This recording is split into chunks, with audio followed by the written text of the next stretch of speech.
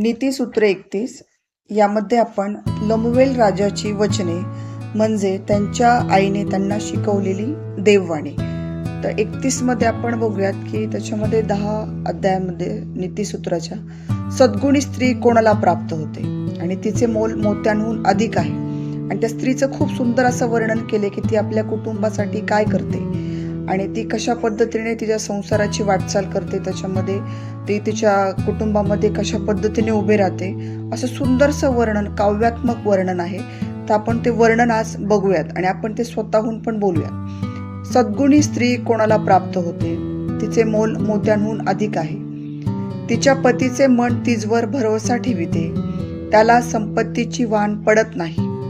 ती आमरण त्याचे हित करीते, अहित करीत नाही. ती लोकर व ताक खटपटीने मिळविते आणि आनंदाने आपल्या हातांनी काम करीते. ती व्यापारी गलबतांसारखी आहे, ती आपली अन्न सामग्री दुरून आणते.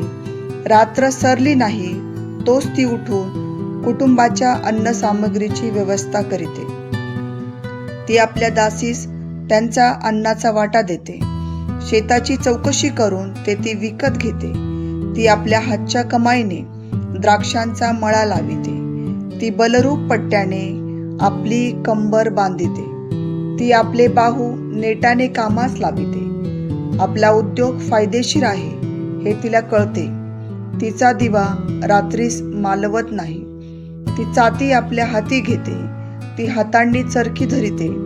ती गरिबांसाठी मूठ उघडिते, गरजवंतास हात देते. आपल्या कुटुंबाकरिता तिला बर्फाचे भय वाटत नाही, कारण तिचे सर्व कुटुंब किरमिजी बनात पांघरलेले असते. ती आपणासाठी वेलबुट्टीदार पलंग पोस करीते. तिचे वस्त्र तलम, तागाचे व जांभळे आहे.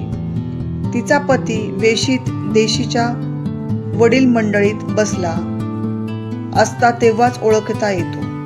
ती तागाची वस्त्रे करून विकते, व्यापाऱ्यांस कमरबंद विकत देते.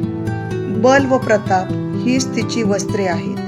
ती पुढील काळाविषयी निश्चिंत राहते. तिच्या तोंडातून सुज्ञतेचे बोल निघतात. तिच्या जिव्हेच्या ठायी दयेचे शिक्षण असते. ती आपल्या कुटुंबाच्या आचार विचारांकडे लक्ष देते.